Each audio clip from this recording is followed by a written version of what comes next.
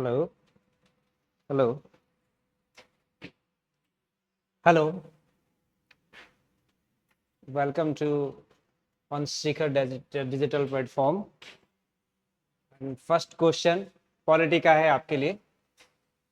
भारतीय संविधान के अंतर्गत निम्नलिखित में से कौन सा अनुच्छेद संसद को राज्य के विषय के संबंध में विधि बनाने की शक्ति प्रदान करता है?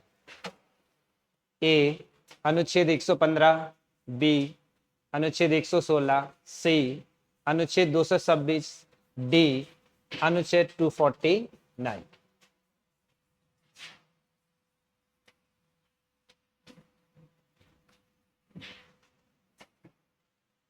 और इस प्रश्न का सही आंसर है राज्य के संबंध में विधि बनाने की शक्ति प्रदान करता है अनुच्छेद 249। अनुच्छेद 249 में लिखा गया है राज्य सूची के विषय पर संसद को कानून बनाने की शक्ति। राज्य सूची के विषय पर संसद को कानून बनाने की शक्ति के बारे में, बट इसमें लिखा गया है कि राज्यसभा, ये शक्ति राज्यसभा की है। राज्यसभा यदि अपने सदस्यों में से, सदस्यों के उपस्थित और मतदान सदस्यों में से 2/3 बहुमत से किसी प्रस्ताव को पारित कर देती है और उसे राष्ट्रीय हित का घोषित कर देती है, राष्ट्रीय हित का घोषित कर देती है, तो उस पर संसद कानून बना सकता है। ऐसा लिखा गया है आर्टिकल 249। नेक्स्ट अनुच्छेद हम देखते हैं 115 में लिखा गया है अनुपूरक या अतिरिक्त बजट के बारे में, अतिरिक्त बजट के बारे में वर्णन किया गया संविधान के अनुच्छेद 115। संविधान का अनुच्छेद 116 बोलता है लेखानुदान के बारे में, लेखानुदान तो इंग्लिश में बोलते हैं वोट ऑन अकाउंट्स। लेखानुदान एक्चुअली उस टाइम पारित किया जाता है जब किसी देश में इलेक्शन होने होते हैं, तो कुछ समय के लिए सरकार के कार्य को सुचारू रूप से चलाने के लिए जो बजट सत्र के ड्यूरेशन में हम पारित करते हैं वोट ऑन अकाउंट या लेखानुदान कहते हैं। नेक्स्ट प्रश्न देखते हैं।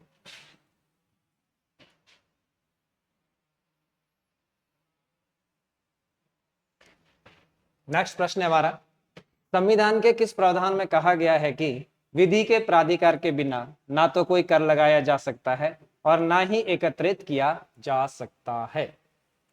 अनुच्छेद 265, अनुच्छेद 266, अनुच्छेद 300, अनुच्छेद 368।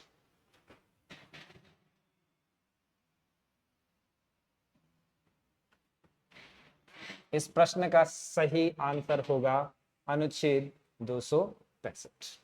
भारतीय संविधान के अनुच्छेद 265 में उल्लेखित है कि विधि के प्राधिकार के बिना ना कोई कर लगाया जा सकता है और ना ही उसको एकत्रित किया जा सकता है। कोई भी टैक्स अकॉर्डिंग टू लॉ ही इंपोज होगा। कोई टैक्स तभी लगाया जाएगा जब विधि के अनुसार उसको लगाने की परमिशन होगी, अन्यथा इस प्रकार का कोई भी कर नहीं लगाया जा सकता।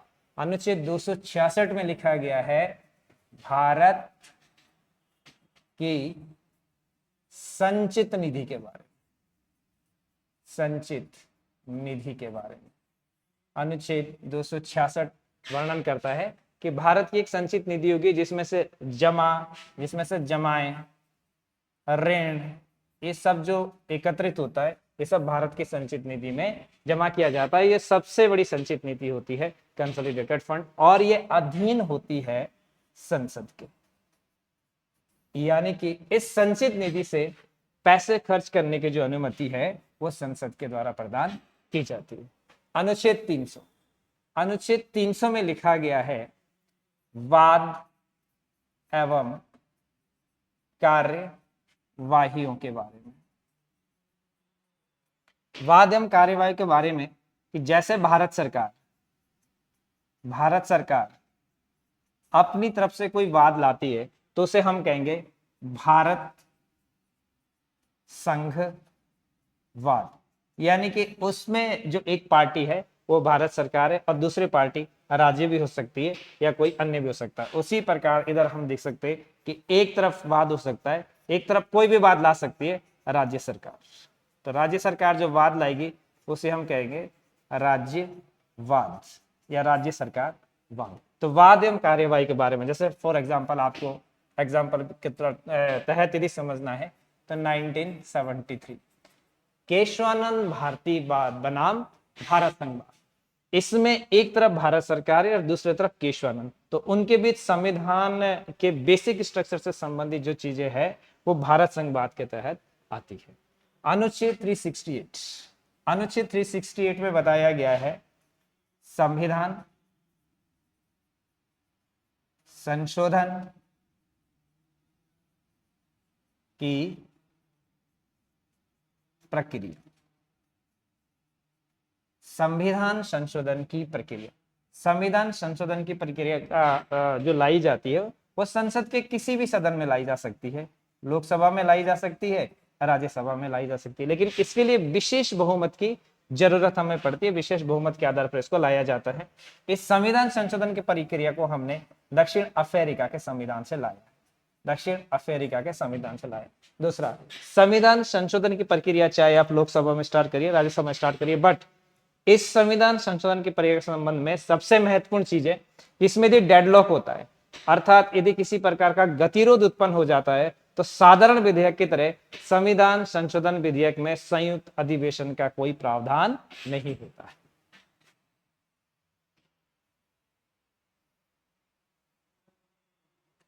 नेक्स्ट प्रश्न है, भारतीय संविधान में तदर्थ न्यायाधीशों की नियुक्ति का प्रावधान है? ए, सर्वोच्च न्यायालय में, बी, उच्च न्यायालय में, सी, जनपद तथा सत्र न्यायालय में, डी, उपयुक्त में सभी।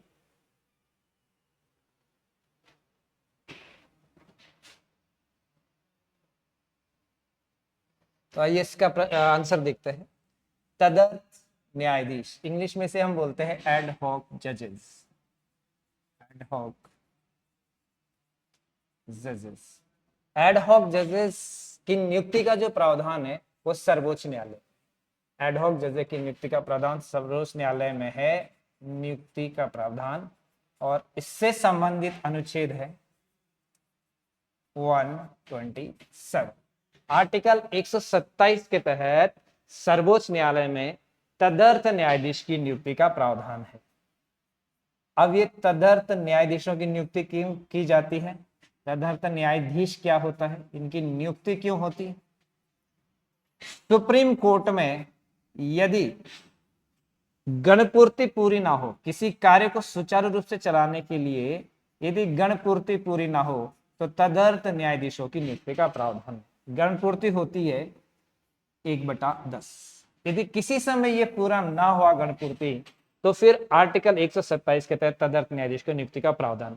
तदर्थ न्यायाधीश की नियुक्ति सुप्रीम कोर्ट का मुख्य न्यायाधीश करता है, सुप्रीम कोर्ट का मुख्य न्यायाधीश करता है, और तदर्थ न्यायाधीश जो लिए जाएंगे वो हाई कोर्ट से लिए जाएंगे।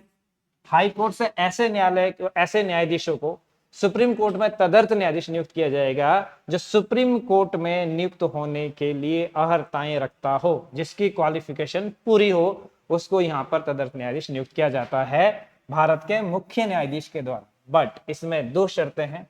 पहला, कि जिस भी राज्य के हाई कोर्ट से जो तदर्थ न्यायाधीश सुप्रीम कोर्ट में लाया जा रहा है, वहां के उस हाई कोर्ट के मुख्य न्यायाधीश से परामर्श किया जाए। दूसरी बात, राष्ट्रपति से सलाह ली जाएगी। बस ये 2 चीजें इसके संदर्भ में आपको याद रखना है कि नियुक्ति तो करेगा सुप्रीम कोर्ट का मुख्य न्यायाधीश, लेकिन हाई कोर्ट के, संबंधित हाई कोर्ट के जहां से न्यायाधीश को लाना है, उसके मुख्य न्यायाधीश से परामर्श की जाएगी और राष्ट्रपति की सलाह ली जाएगी और नियुक्ति करेगा भारत के मुख्य न्यायाधीश।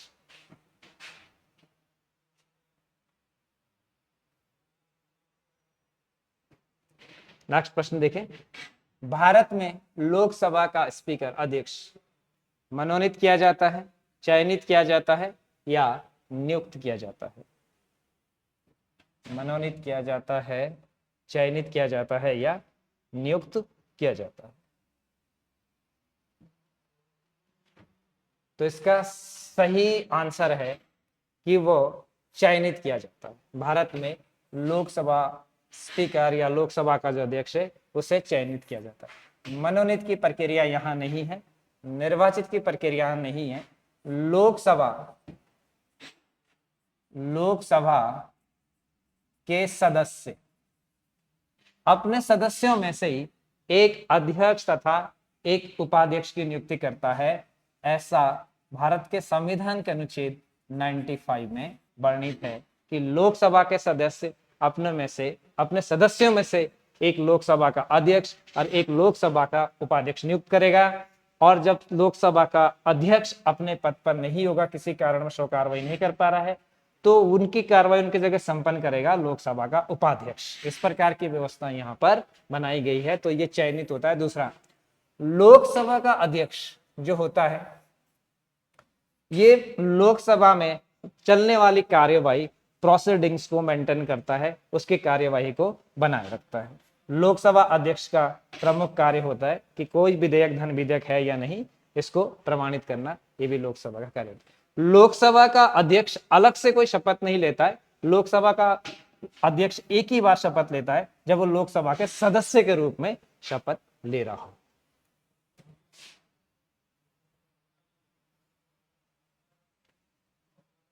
नेक्स्ट प्रश्न देखिए, कम्युनिस्ट इंटरनेशनल का सदस्य बनने वाला पहला भारतीय कौन था? ए एम.एन. रॉय, बी मुजफ्फर अहमद, ऐसे डांगे, उपयुक्त में से कोई नहीं।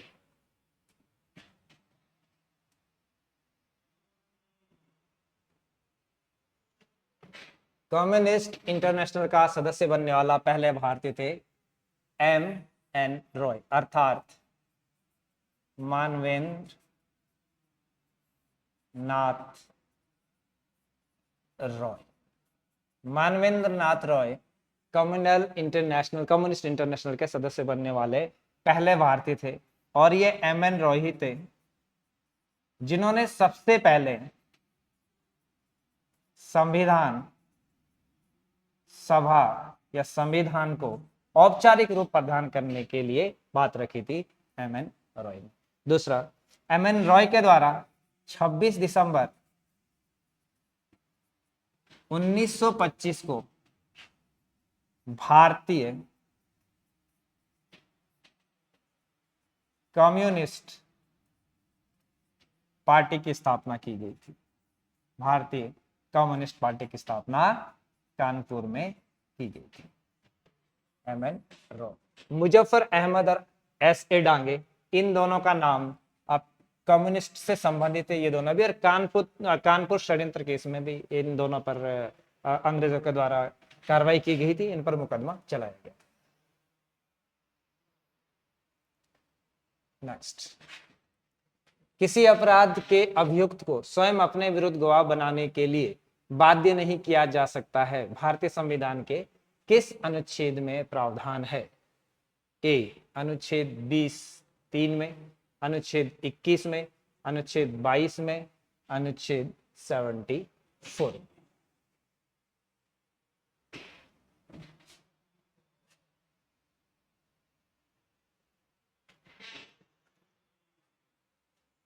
तो इसका सही आंसर है अनुच्छेद 20 में। इस प्रकार का बात कही गई है, किसी अपराध के लिए अभियुक्त को स्वयं अपने विरुद्ध गवाही देने के लिए बाध्य नहीं किया जाएगा।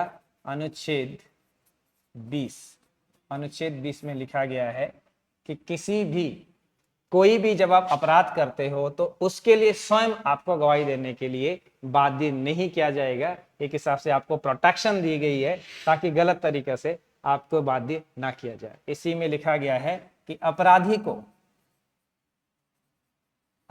को एक ही अपराध के लिए एक बार से अधिक सजा नहीं दी जा सकती है। सजा नहीं दी जा सकती। ये भी अनुच्छेद 20 में मेंशन है कि एक किसी अपराधी को एक ही अपराध के लिए एक बार से अधिक सजा नहीं दी जा सकती है। आर्टिकल 20 में ये भी मेंशन किया गया है। और किसी को अपने विरुद्ध गवाही देने के लिए बाध्य नहीं किया जा सकता है, ये भी आर्टिकल 20 में मेंशन किया गया है। और इसी 20 में मेंशन किया गया है कि किसी अपराधी को तब तक दोषी नहीं ठहराया जा सकता जब तक कि उसने कोई ऐसा कार्य ना किया हो जो अपराध के रूप में कानून में वर्णित हो। इन तीनों चीजों का वर्णन अनुच्छेद 20 में किया गया। अनुच्छेद 21 में लिखा है प्राण एवं दैहिक स्वतंत्रता। इसमें वर्णन आता है प्राण एवं दैहिक स्वतंत्रता। इसमें बताया गया है कि व्यक्ति को प्राण एवं दैहिक स्वतंत्रता से वंचित तब तक नहीं किया जाएगा जब तक कि इससे संबंधित कोई विधि न बनाई गई। यानी कि आपके प्राण एवं देह की स्वतंत्रता तब तक बनी हुई, तब तक नहीं छीनी जा सकती जब तक इससे संबंधित कोई विधि, कोई कानून नहीं बनाया जाता है। इसी आर्टिकल 21 में मेंशन करा गया है 1996 में एक वाद आता है। उस वाद में यह मेंशन कराया गया है कि भारत में जीवन जीने की स्वतंत्रता है, मरने की स्वतंत्रता नहीं है। इस बात को हम बोलते हैं ज्ञान कौरवाद। ये ज्ञान कौरवाद 1996 में आया, जिसमें सुप्रीम कोर्ट इंडिया ने यह डिसीजन दिया कि आर्टिकल 21 में जीवन जीने की स्वतंत्रता में केवल जीवन जीने की स्वतंत्रता, इसमें मरने की स्वतंत्रता नहीं है। ऐसा ज्ञान कौरवाद 1996 में कहा गया है। फिर एक वाद हमारे पास 2011 में आता है, इसमें सुप्रीम कोर्ट डिसीजन देता है, जिस बात को जाना जाता है अरुणा शानबाग बनाम भारत संघवाद। इसमें सुप्रीम कोर्ट ऑफ इंडिया ने यह कहा कि निष्क्रिय मृत्यु को एक हिसाब से परमिट किया जा सकता है, कि विशेष स्थिति में मरने का जो अधिकार है वो दिया जा सकता है। जैसा अरुणा शानवास केस में था कि वो एकदम कई 20-25 सालों से अपने बेड पर पड़ी हुई थी और किसी प्रकार का संचालन उसके बॉडी में नहीं था, तो एक हिसाब से हमने पैसिव यूथेनेशिया को परमिट कर दिया था। इसमें पैसिव यूथेनेशिया को इसमें परमिट किया। नेक्स्ट है अनुच्छेद 22। अनुच्छेद 22 में निवारक निरोध के बारे में बताया गया, दोष सिद्धि के संबंध में संरक्षण। अनुच्छेद 22 बताता है दोष सिद्धि के बारे में संरक्षण, यानी कि इसमें संरक्षित किया गया है कि किस प्रकार से यदि कोई व्यक्ति अपराध करता है तो उसके क्या क्या राइट्स है। यदि आपने किसी व्यक्ति को गिरफ्तार किया है तो गिरफ्तार होने के बाद उस गिरफ्तार किए गए व्यक्ति के भी कुछ मूलभूत अधिकार होते हैं उनके बारे में। जैसे जब आप व्यक्ति को गिरफ्तार करते हो तो उसको यह अधिकार है कि मुझे किस आधार पर गिरफ्तार किया गया है, वो कारण आपको बताने होंगे कि इस कारण आपको गिरफ्तार किया गया है। ये मेंशन किया गया है आर्टिकल 22 में।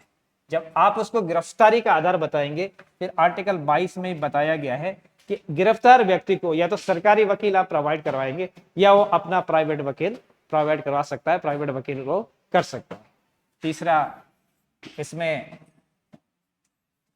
मेंशन किया है कि 24 घंटे के अंदर गिरफ्तार व्यक्ति को निकटतम मजिस्ट्रेट के सम्मुख आपको प्रस्तुत करना होगा। ये आर्टिकल 22 में ये 3 चीजें मेंशन की गई है कि जब आप किसी व्यक्ति को गिरफ्तार करते हैं। बट यहाँ एक चीज मैं बताना चाहूंगा कि ये जो गिरफ्तारी है ये सामान्य कानून से संबंधित होती है। यदि उसकी गिरफ्तारी निवारक निरोध संबंधी कानून के तहत हुई है तो इन तीनों कारणों को बताना आवश्यक नहीं होता। जब आप सामान्य कानून के तहत किसी व्यक्ति को गिरफ्तार करते हैं तो गिरफ्तारी का कारण बताना होगा, वकील प्रोवाइड करवाना होगा और 24 घंटे के अंदर निकटतम मजिस्ट्रेट के सम्मुख प्रस्तुत करना होगा। बट यदि उस व्यक्ति को आपने निवारक निरोध अधिनियम कानून के तहत गिरफ्तार किया, प्रिवेंटिव डिटेंशन के तहत गिरफ्तार किया है, तो इस प्रकार की कोई भी स्वतंत्रता उसे प्रदान नहीं की जाएगी।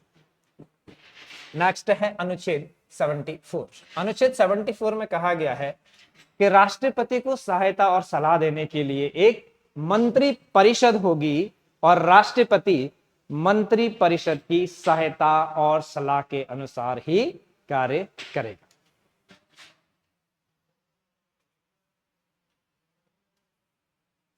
चलिए नेक्स्ट प्रश्न देखिए। महारानी विक्टोरिया को भारत की सामग्री नियुक्त किया गया था। ए 1858 में, 1876 में, 1877 में, 1885।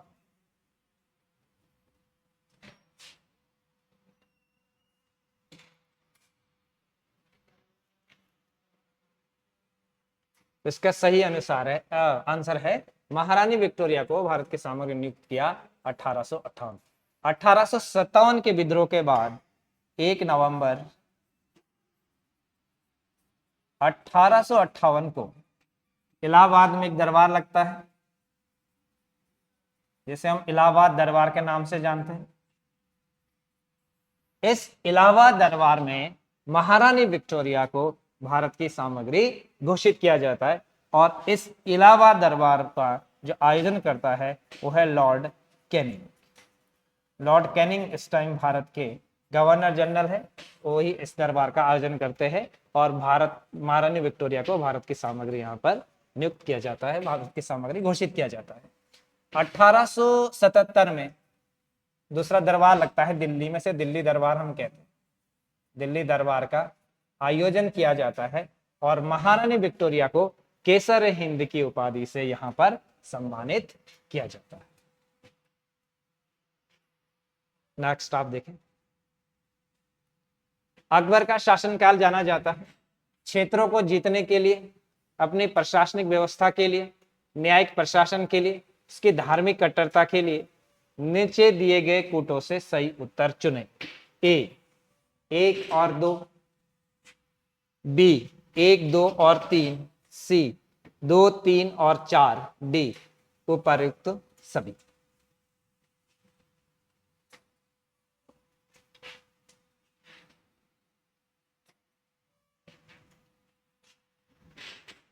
तो अकबर का शासन जाना जाता है क्षेत्रों को जीतने के लिए। बिल्कुल, उन्होंने गुजरात विजय की, दक्षिण भारत में गए, कश्मीर में गए, अपनी प्रशासनिक व्यवस्था को बनाए रखने के लिए बिल्कुल उन्होंने प्रशासनिक व्यवस्था करी। इसके अंतर्गत हम टोडरमल व्यवस्था 1582 को देखते हैं, कैसे उन्होंने भूमि से संबंधित व्यवस्था को बनाए रखा।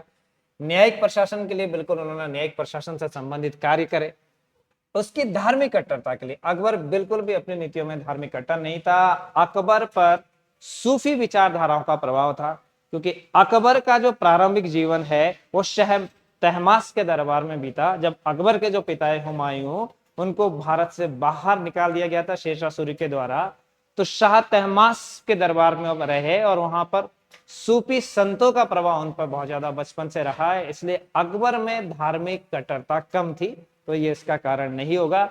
अकबर को आप धार्मिक सहिष्णुता वाला शासक कहेंगे, ना कि धार्मिक कट्टरता वाला शासक कहेंगे। सूफी संतों का प्रभाव उसके ऊपर है। और हम देखते हैं कि अकबर के दरबार में विभिन्न धर्मों को मानने वाले लोग वहां पर है। दस्तूर जी राणा वहां बैठे हुए जो पारसी संप्रदाय से संबंधित है। हरविजय सूरी है, वह जिन प्रभु सूरी है जो जैन धर्म से संबंधित है। इसी प्रकार हिंदू धर्माचार्य भी इनके दरबार में आपको देखेंगे, तो ये धार्मिक कट्टरता नहीं थी इनमें। तो इसका आंसर होगा 1, 2 और 3।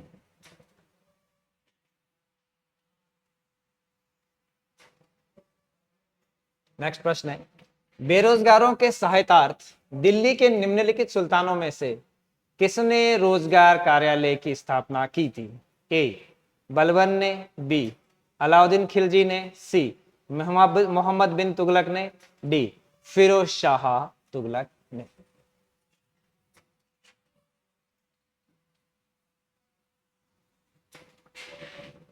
तो इस प्रश्न का सही उत्तर है फिरोज शाह तुगलक। बेरोजगारों के सहायतार्थ हो,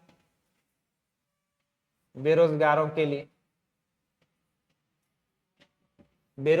लिए रोजगार कार्यालय हो या अलग से एक बंदगान विभाग हो। बंदगान विभाग जो दासों के लिए खोला गया था, वो फिरोज शाह तुगलक ने ही खोला था। बंदगान विभाग, दीवान बंदगान हम इसे कहते हैं। दीवान ए बंदगान, ये भी फिरोज शाह तुगलक का है। एक दारुल शफा, दारुल शफा एक अस्पताल इनके लिए, गरीबों के कल्याण के लिए खोला गया था, वो भी फिरोज शाह तुगलक का है। तो विकलांगों के लिए अन्य चीजें भी इन्होंने बहुत सारी करी है, जो वेलफेयर रूप में फिरोज शाह तुगलक ने करी है। फिरोज शाह तुगलक ने कई शहरों को भी बसाया, जैसे फिरोजाबाद है, फतेहाबाद है, जौनपुर है, इन शहरों की स्थापना फिरोज शाह तुगलक ने करी है। और फिरोज शाह तुगलक दिल्ली सल्तनत का वह पहला शासक था जिन्होंने ब्राह्मणों पर जजिया कर आरोपित किया था। तुष्टीकरण की नीति, फिरोज शाह तुगलक ने तुष्टीकरण की नीति को अपनाया, और तुष्टीकरण की नीति यानी कि किसी पर्टिकुलर वर्ग को खुश करने की नीति के तहत उन्होंने ये ब्राह्मणों पर जजिया कर उन्होंने आरोपित किया। मोहम्मद बिन तुगलक को इतिहास में पागल बादशाह के नाम से जाना जाता है। इनकी योजनाओं के कारण, इनकी मुख्यतः 5 योजनाओं के कारण जो असफल हो गई थी, जिसके कारण ने माना जाता था कि ये समय से बहुत आगे चलते थे, जल्दबाजी में डिसीजन लेते थे, परिणाम स्वरूप इनकी कोई भी जो योजनाएं थी वो सफल नहीं हो पाती है। तो इसके संदर्भ में बताया जाता है कि ये पागल बादशाह था, बट पागल कहना ठीक नहीं होगा, वक्त से थोड़ा बहुत आगे चलते थे और योजनाओं को कार्यान्वित करने में बहुत जल्दबाजी दिखाते थे, जिस कारण इनकी योजनाएं सफल नहीं हो पाई है। अलाउद्दीन खिलजी के बारे में कहा जाता है कि अलाउद्दीन खिलजी मध्यकालीन इतिहास के वित्त मंत्री थे। इन्होंने बाजार नियंत्रण व्यवस्था को लागू किया, बहुत कठोरता से उसको लागू किया, जिससे बाजार में स्टेबिलिटी आई। परिणाम स्वरूप किसी भी वस्तुओं के दाम इतने ज्यादा नहीं बढ़ पाए कि वहां पर लोग विद्रोह करने पर उतारू हो जाए, इसीलिए इन्हें वित्त मंत्री की उपाधि दी गई है। अलाउद्दीन खिलजी के समय टैक्स बहुत ज्यादा लिए जाते थे, लेकिन फिर भी आप देखेंगे कि अलाउद्दीन खिलजी के समय किसी प्रकार का कोई विद्रोह नहीं हुआ। इतने टैक्स लेने के बावजूद भी कोई विद्रोह नहीं हुआ। उसका कारण यह था कि अलाउद्दीन खिलजी ने जो दलाल थे, जो ब्रोकर्स थे, जो जनता से धन लूटते थे, उन पर बहुत अच्छा नियंत्रण स्टैब्लिश कर लिया था इस बाजार नियंत्रण प्रणाली से। शहनाई मंडी स्पेशल नियुक्त किया जाता था बाजार की व्यवस्था को देखने के लिए। कठोरता पूर्वक वो यहाँ पर कोई भी ऐसे जो गैर कानूनी कार्य करता था उन पर नियंत्रण स्थापित करता था अलाउद्दीन खिलजी। बलबन, बलबन के बारे में कहा जाता है, बलबन के बारे में फिरदौसी ने शाहनामा में लिखा है। फिरदौसी, उत्बी और अलबरूनी, इन तीनों के बारे में आप देखेंगे या पढ़ेंगे जब आप भारत में देखते हैं कि महमूद गजनबी के आक्रमण, तो महमूद गजनबी के साथ भारत में आते हैं। तो फिरदौसी ने शाहनामा लिखा है।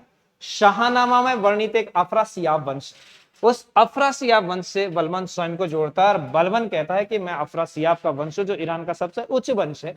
और उसी में बलबन कहता है कि मैं जब भी किसी व्यक्ति को नीच कुल में जन्मे हुए देखता हूं तो मेरा हाथ स्वयं ही तलवार की ओर चला जाता है। बलबन ने 40 गुलामों के दलों का अंत किया था, क्योंकि 40, जिसे आप इतिहास में कहते हैं 40 गुलाम, उसका संगठित करता था इल्तुतमिश, और स्वयं बलबन उसका सदस्य था। क्योंकि वो उनकी ताकत को जानता था, इसलिए बलबन जैसे ही सुल्तान बना, उन्होंने सबसे पहले 40 गुलामों के दल का अंत कर दिया। बलबन ने सेना के संगठन को बहुत अच्छी तरीके से मैनेज किया। उन्होंने एक अलग से विभाग बनाया जिसे दीवान अर्ज के नाम से जाना जाता है।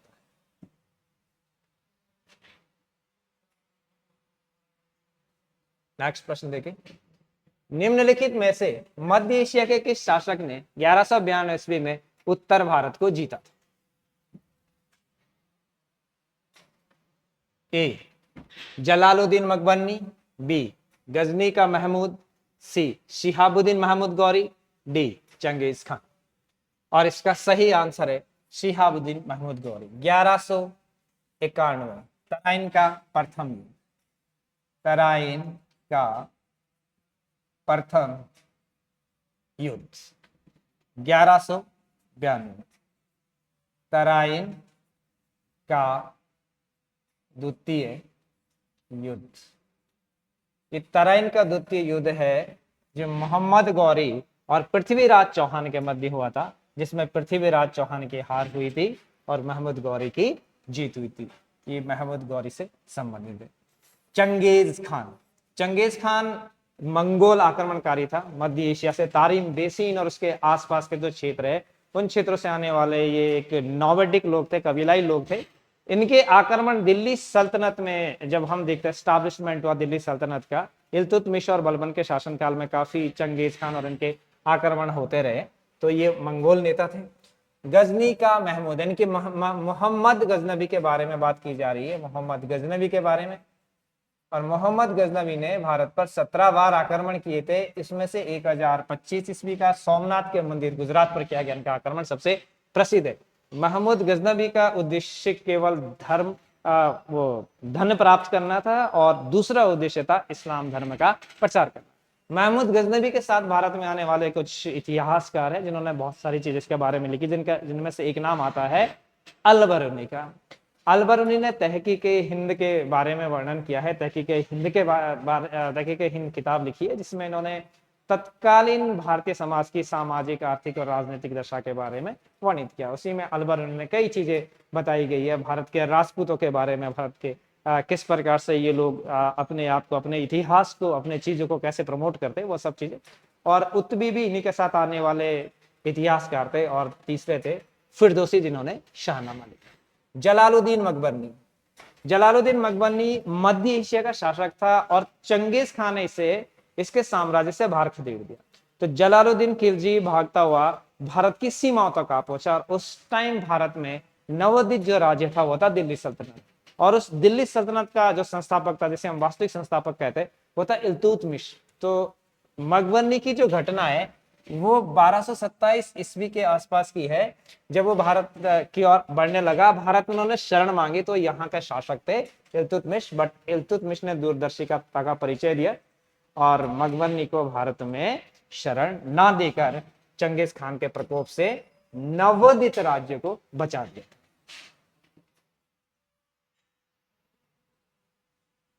नेक्स्ट प्रश्न, टोबिन टैक्स लगाया जाता है बाह्यताएं सृजित करने वाली संस्थाओं पर, भार के आधार पर, विदेशी विनिमय लेन देन पर या मूल्य के आधार पर। तो टोबिन टैक्स लगाया जाता है विदेशी विनिमय लेन देन के आधार पर। टोबिन टैक्स का अर्थ था कि एक इस प्रकार का टैक्स होना चाहिए एक उस पर, ताकि जो लोग हैं वो जल्दी से अपने धन को वापस ना निकाल ले, क्योंकि उससे क्या होता है कि मार्केट में वॉलेटिलिटी बहुत ज्यादा बढ़ जाती है, धन एकदम से वापस निकालने लग जाते हैं। कोई भी ऐसी सिचुएशन, कैओस्टिक सिचुएशन हो जाती है तो लोग जल्दी से अपना धन वापस निकालने लग जाते हैं। तो इस प्रकार से अपना धन वापस ना निकाले ताकि मार्केट में लिक्विडिटी बनी रहे, तो उसके लिए एक टैक्स को इंपोज करने की बात कही गई थी जिसका नाम है टोबिन टैक्स। नेक्स्ट प्रश्न, गिल्ड एज्ड बाजार किसी से संबंधित है? सर्राफा बाजार, सरकारी प्रतिभूतियों का बाजार, बंदूकों का बाजार, शुद्ध धातुओं का बाजार। तो गिल्ड एज्ड बाजार संबंधित है सरकारी प्रतिभूतियों का बाजार।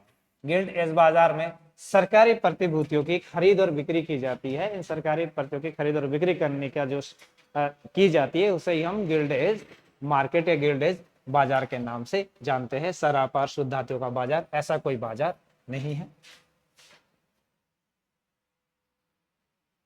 नेक्स्ट, मुद्रास्फीति के कारण इन्फ्लेशन, वस्तुओं का मूल्य बढ़ता है, मुद्राओं का मूल्य गिरता है, विनिमय दर में सुधार होता है। उपयुक्त में से दोनों, उपयुक्त ए और बी दोनों। तो इसका सही आंसर है उपयुक्त ए और बी दोनों। मुद्रास्फीति अर्थात इन्फ्लेशन, यानी कि मैं सिंपल और सरल शब्दों में बताऊं तो महंगाई। और महंगाई, इन्फ्लेशन में क्या होता है कि वस्तुओं का जो कीमतें हैं, वस्तुओं की जो कीमतें हैं वो बढ़ जाती हैं, जबकि मुद्रा का मूल्य कम होने लगता है। वस्तुएं महंगी हो जाती है, मुद्रा का मूल्य कमी हो जाता है, इसमें इन्फ्लेशन होता है, यानी कि इसे हम महंगाई कहते हैं। तो उपयुक्त ए व दोनों होगा, क्योंकि इसमें मुद्रा का मूल्य गिर जाता है। इसका मतलब ये होता है कि आरबीआई मार्केट में मनी को इंजेक्ट करता है। आपके हाथ में पैसा तो है बट वस्तुओं की कीमतें बहुत ज्यादा है, वस्तुएं कम मिलने लग गई है या ज्यादा कीमतों पर मिलने लग गई है, तो जनरली हम उससे कहते हैं कि भारत देश में महंगाई बढ़ गई है। यही इन्फ्लेशन होता है।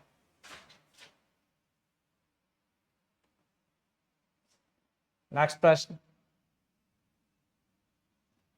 प्लान्ड इकोनॉमी फॉर इंडिया पुस्तक के लेखक है A M Visvesvaraya, B J R D Tata, C G D Birla, D Pattabhi Sitaramayya. Factual question है, सीधा क्वेश्चन है।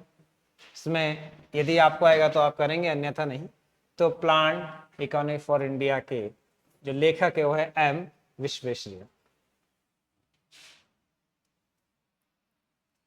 नेक्स्ट प्रश्न,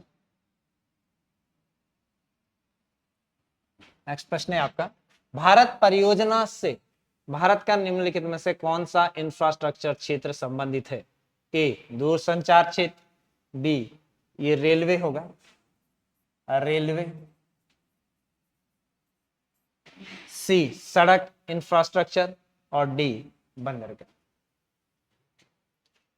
तो भारत परियोजना जो 2015 में लाई गई थी, इस परियोजना में सबसे ज्यादा जो हमने बल दिया वो सड़क इंफ्रास्ट्रक्चर को दिया, हमने सड़क डेवलपमेंट पर दिया। इस परियोजना में प्रमुख ये था कि सभी जगह सही से सड़कें बनाई जाए। सड़कों का विस्तार इस प्रकार से किया जाए कि तटीय क्षेत्र के जो यहाँ पर समुद्र, हमने बंदरगाहों का जो निर्माण किया, बंदरगाहों तक भी अच्छे तरीके से सड़क की कनेक्टिविटी रहेगी, ताकि बाहर से आने वाला माल जो बंदरगाह पर उतारा गया है वो देश के आंतरिक कोनों कोनों में सही तरीके से पहुंचाया जाए। इसके लिए भारतमाला परियोजना 2015 में लाई गई थी। नेक्स्ट प्रश्न है, झूम कृषि या स्थानांतरित कृषि, शिफ्टिंग कल्टीवेशन की विशेषताओं के संदर्भ में निम्नलिखित कथनों पर विचार करें। पहला, इसमें मुख्यतः व्यापारिक फसलें उगाई जाती हैं। दूसरा, इसमें उत्पादन अधिक होता है। तीसरा, इस कृषि में मृदा अपरदन होता है।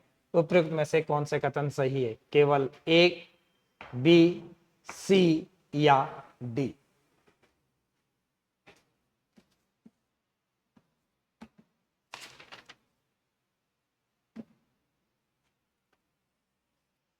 तो इसका सही आंसर है केवल तीन।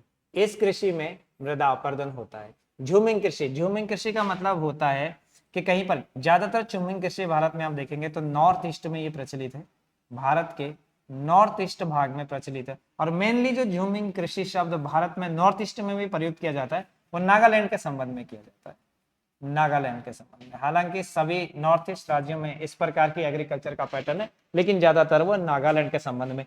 एक जगह आपने पेड़ की कटाई करी, वहां पर कृषि योग्य भूमि बनाई, उस समय जब तक भूमि में उर्वरता क्षमता थी आपने यहाँ पर खेती करी, फिर इस क्षेत्र को छोड़कर आपने दूसरे जगह वनों को काटा, फिर वहां खेती करी, फिर वहां खेती करी। इसे हम शिफ्टिंग कल्टीवेशन कहते हैं, इसे हम झूमिंग कृषि कहते हैं। इसमें मुख्यतः व्यापारिक फसलें उगाई जाती है। स्टेटमेंट गलत है, इसमें उत्पादन अधिक होता है, बिल्कुल भी नहीं है। हाँ, इस कृषि से मृदा अपरदन जरूर होता है। मृदा अपरदन का अर्थ होता है कि मृदा की जो सबसे ऊपरी परत है, ये मृदा की सबसे ऊपरी परत, ये सबसे महत्वपूर्ण परत होती है। इसे भले ही हम असंगठित मृदा परत कहते हैं, लेकिन ये सबसे उपजाऊ परत होती है। और यदि हम इस प्रकार की शिफ्टिंग कल्टीवेशन के कल्चर को अपनाते हैं तो मृदा की ऊपरी उपजाऊ परत हट जाती है, इसका अपरदन होता है। अपरदन का मतलब कट जाना, अपरदन का मतलब टूट जाना, अपरदन का मतलब उपजाऊपन का हट जाना। तो इसमें मृदा अपरदन होता है।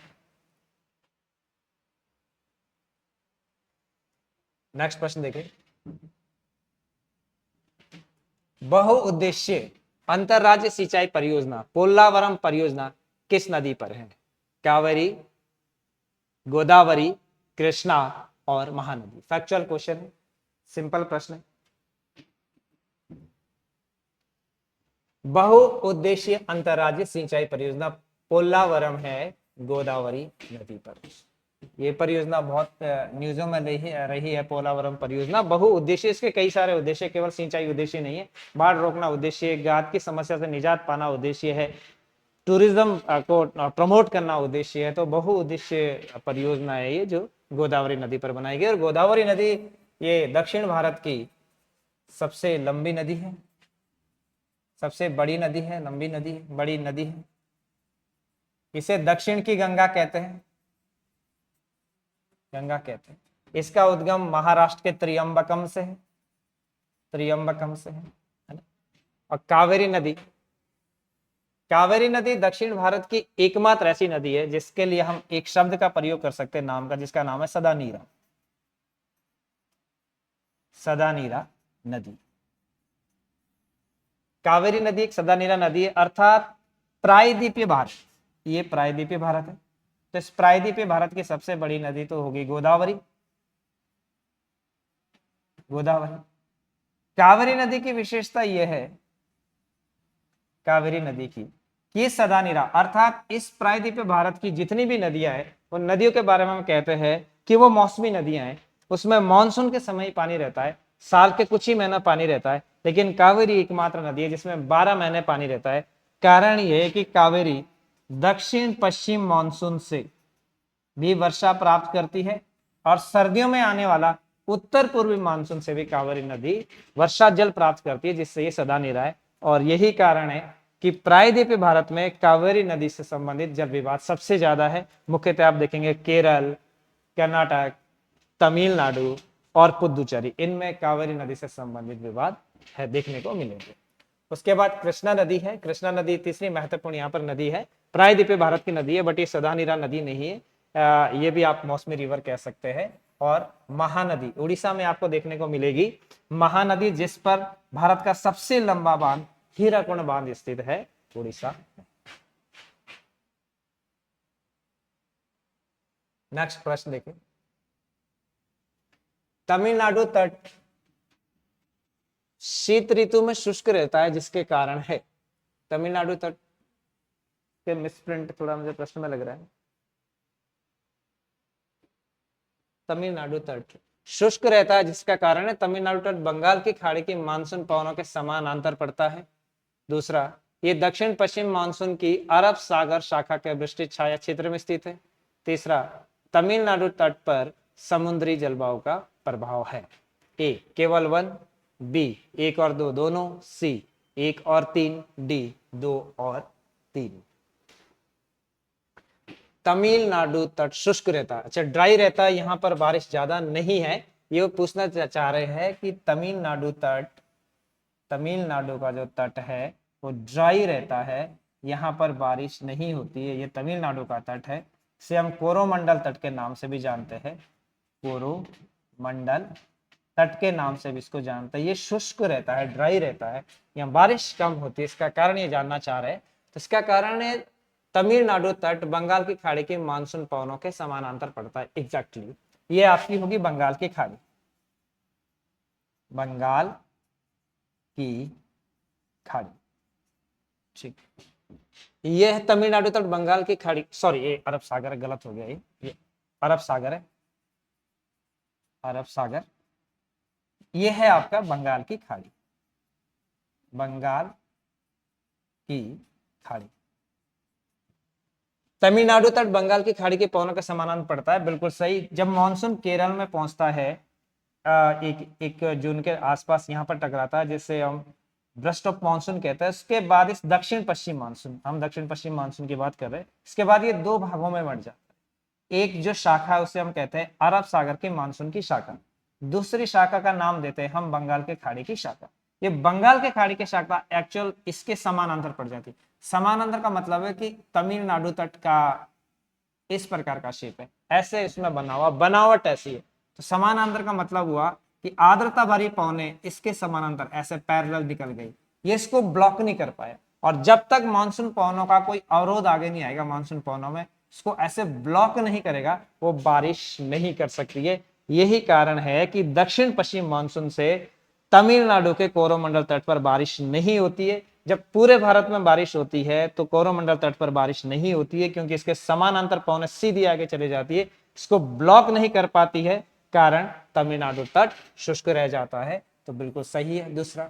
ये दक्षिण पश्चिम मानसून की अरब सागर शाखा के वृष्टि छाया प्रदेश में पड़ता है। एग्जैक्टली अरब सागर की शाखा यहां से आएगी, इसकी मानसून पवनें यहां से आएगी, लेकिन जैसे जैसे ये मानसून पवनें आंतरिक भागों की ओर, अंदर की ओर एंटर करेगी, इसकी समुद्र से दूरी बढ़ती जाएगी, तो इसमें नमी की मात्रा कम हो जाएगी। परिणाम स्वरूप ये कि अरब सागर की पवनें भी इधर खूब बारिश करेगी, जो तट के साथ पड़ेगी इसको ब्लॉक करेगी, लेकिन जैसे ही इस तरफ वो नीचे उतरेगी उसमें शुष्कता आ जाएगी, वो बारिश करने की क्षमता खो देगी।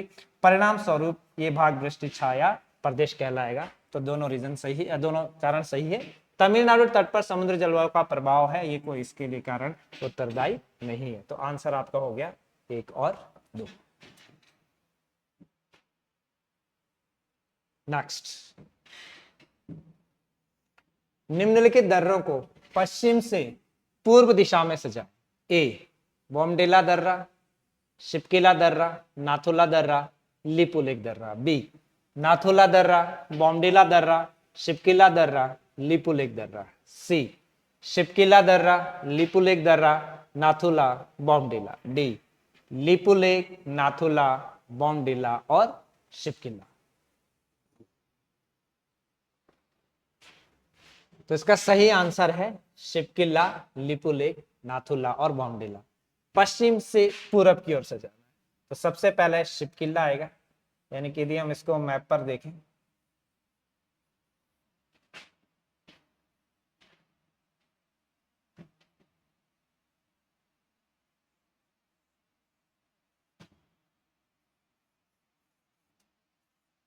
तो सबसे पहले शिपकिला हिमाचल प्रदेश में, यहां पर शिपकिला आ जाएगा।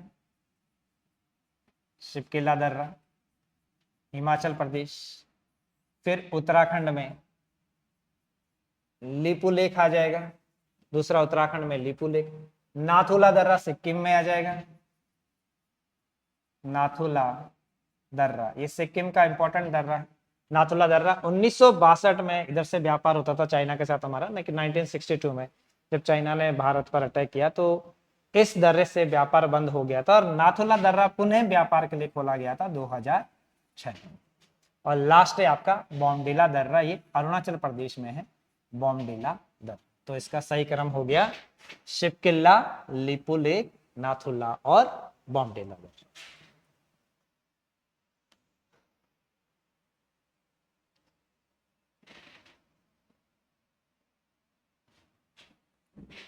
निम्नलिखित में से कौन कौन से क्षेत्र प्रायद्वीपीय खंड के भाग है?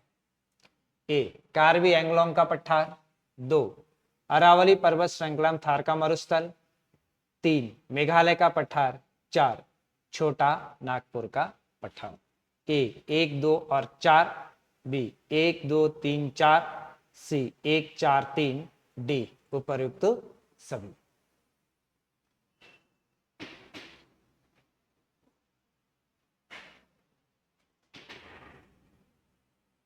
तो इसका सही आंसर है 1, 2, 3, 4, यानी कि प्रायद्वीपीय खंड के भाग। अब प्रायद्वीपीय भारत को बना लो,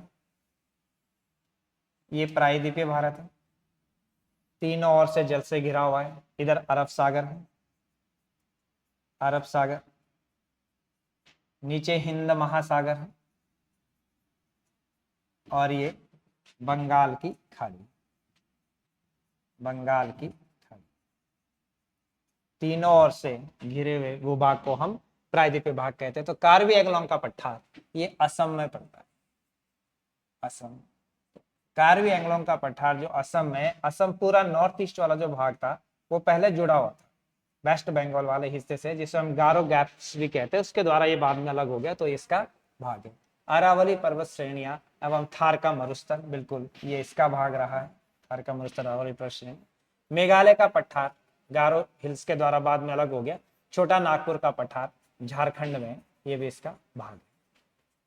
खनिज संपदा में सबसे ज्यादा संपन्न छोटा नागपुर का पठार है, जिसे हम कहते हैं भारत का रूर, क्योंकि यहाँ पर कोयला हमें बहुत संख्या में मिलता है। मेघालय का पठार और अरावली श्रेणियां, तो आंसर हो गया बी।